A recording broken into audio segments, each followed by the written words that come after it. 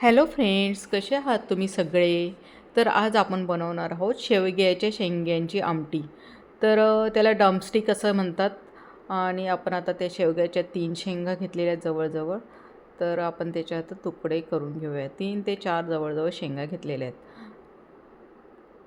असे आपण छोटे छोटे तुकडे करून घेऊया. म्हणजे एका शेंगमध्ये 5-6 तुकडे होतील आपले. शेवग्याच्या शेंगा खूप हेल्दी असतात, खूपच म्हणजे खूप हेल्थ बेनिफिट्स असतात त्याचे, म्हणून त्या आपण खाल्ल्या पाहिजेत. तर आता शेवग्याच्या शेंगांचे तुकडे झालेले आहेत. आपण लसूणच्या कळ्या घेतल्या आहेत 7-8, खोबरे घेतले, खोबऱ्याचे पावडर घेतली आणि अद्रकचे 4-5 तुकडे घेतलेत, आणि धनिया जिरा पावडर आणि लाल मिरची पावडर आणि गरम मसाला घेतला आहे आणि कोथिंबीर घेतली आहे थोडी. तर आता आपण मसाला तयार करून घेणार आहोत भाजीचा.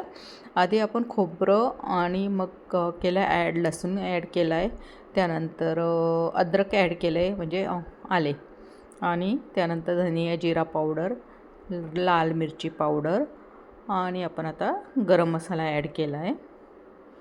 आता आपण त्याच्यात धनिया म्हणजे कोथिंबीर ॲड करूया, आणि तो आपण मसाला मिक्सरमधनं चांगला बारीक करून घेतलेला आहे.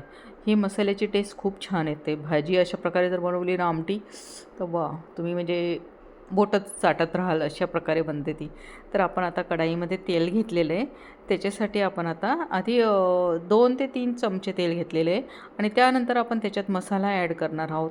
मसाला आपल्याला छान प्रकारे भाजायचा आहे. जरा मसाला थोडा भाजायला वेळ लागतो, त्याशिवाय आमटीला चव येत नाही, म्हणून थोडा चांगला भाजायचा आहे आपल्याला. तुम्ही कांदे भाजून पण टाकू शकतात मसाल्यामध्ये, म्हणजे तुमच्या चॉईसनुसार. त्यानंतर आपला थोडा मसाला आता भाजल्यानंतर आपण थोडंसं परत लाल मिरची पावडर घालणार आहोत, हळद घालणार आहोत त्याच्यात, आणि थोडंसं मीठ. तर तेही आपल्याला आता चांगल्या प्रकारे भाजून घ्यायचं आहे. छान कलर पण येतो नंतर, मग भाजीला छान भाजल्यानंतर मसाला, म्हणजे काळ्या मसाल्याची आमटी म्हणतात ना, तशी आमटी आपण आता बनवणार आहोत. त्याच्यात थोडं थोडं पाणी ॲड करून आपण आता शिजवून घेणार आहोत मसाला. मसाला चांगला शिजवणं खूप गरजेचं आहे, त्याशिवाय चव येत नाही भाजीला. तर आता आपला मसाला मस्त तयार होतो आहे, आणि छान भाजला जातो आहे आपला आता मसाला. थोडं पाणी ॲड करून जर भाजला तर छान भाजला जातो. त्यानंतर मी थोडंसं चण्याच्या डाळीचं पीठ घेतलं 1 चमचा, कारण त्याच्याने ग्रेव्हीला घट्टपणा, म्हणजे आमटीला घट्टपणा येतो, खूप पातळ होणार नाही आणि व्यवस्थित राहील ती. तर अशा प्रकारे आपण मस्त भाजून घेतलं आहे मसाला. हा मसाला खूप छान लागतो, खूपच छान लागतो. त्या मसाल्याची आमटी म्हणजे तुम्ही विसरणार नाही कधीच टेस्ट. अशा प्रकारे बनते. त्यानंतर अजून थोडं पाणी ॲड करणार आहोत आपण, म्हणजे तेल सुटेपर्यंत आपल्याला थोडं भाजायचं असतं जरा चांगला. जर चांगलं तेल सुटलं की म्हणजे समजा आपला मसाला छान तयार झाला आहे.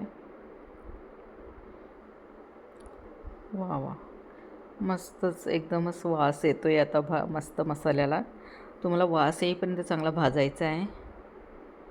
आणि ही भाजी खूप हेल्दी आहे. शेवग्याच्या शेंगा म्हटलं की त्याच्यात कॅल्शियम असतं, हाडांसाठी खूप महत्त्वाचं आहे. म्हणजे हाडं खूप मजबूत होतात त्याच्याने.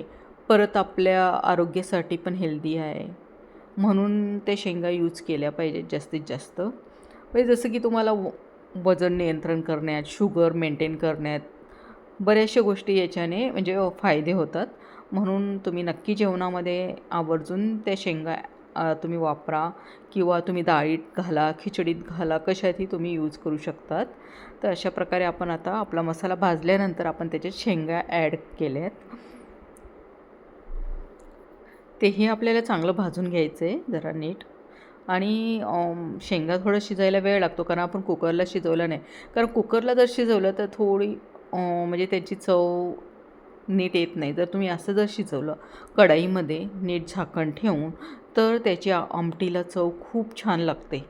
आणि आता मस्त भाजून घेऊया ते, आणि थोडं थोडं पाणी घालत आपल्याला ते पण भाजायचं असतं. थोडंसं पाणी घातलं मी शिजवण्यासाठी, कारण जेणेकरून तो मसाला कढईला लागणार नाही, किंवाच म्हणजे जळणार नाही मसाला. त्यानंतर आपण तो आता नीट मिक्स करून त्याच्यात झाकण ठेवून 4-5 मिनटं आपण थोडंसं शिजून घेणार आहोत. ते मध्ये चेक करत राहा तुम्ही, मसाला तर जळला नाही ना. तर तेवढं ते चेक करायचं आपल्याला बस. तर अशा प्रकारे आपण आता मस्त शिजून घेतलं आहे ते. परत आपण आता आमटीसाठी पाणी ॲड करणार आहोत. 1 ग्लास तरी 2-3 ग्लास जसं तुमच्याकडे पातळ घट्ट कशी लागते त्याप्रमाणे तुम्ही पाणी ॲड करू शकतात. पण मी भाताबरोबर जर करायची असेल तर पातळ करते आणि तुम्ही भाकरीबरोबर खाऊ शकता, चपातीबरोबर खाऊ शकता, कशाबरोबरही ती छानच लागते आमटी. तर अशा प्रकारे आपण पाणी टाकून आता आपण त्याला शिजवून घेणार आहोत. त्याच्यासाठी आपण आता झाकण ठेवून चांगलं शिजवायचं आहे. शेंगा शिजायला थोडा वेळ लागेल, कारण 15 ते 20 मिनटं जातील, जरा 20 मिनटं तरी जातील. तर अशा प्रकारे आपल्या शेंगा मस्त आता शिजलेल्या आहेत. मस्त आमटी पण तयार झालेली आहे आणि मस्त आमटीला तरी पण आली. मस्त छान छान मस्त ते वरती तरी दिसते ना भाजीला, तर वा, खूप छान आणि टेस्टी लागेल. खूप हेल्दी आहे भाजी ही आणि तुम्ही नक्की नक्की बनवा, नक्की ट्राय करा आणि प्लीज माझ्या चॅनलला लाईक अँड सबस्क्राईब करा. आणि भाजी कशी झाली मला ते नक्की सांगा आणि अशा आमटी तुम्ही नक्की बनवून बघा. जर म्हणजे तुम्हाला काही हेल्दी खायचं असेल ना, हेल्दी आणि चमचमीत, तर ही भाजी एकदम उत्तम आहे. तर अशा प्रकारे आपण आता सर्व करून घेऊया भाजी मस्त आणि मग खायला मस्त भाताबरोबर. वा, भाजी आणि ही भाजी खूप खूप आवडते आमच्याकडे. तर तुम्ही पण नक्की ट्राय करा and enjoy your day. Bye bye.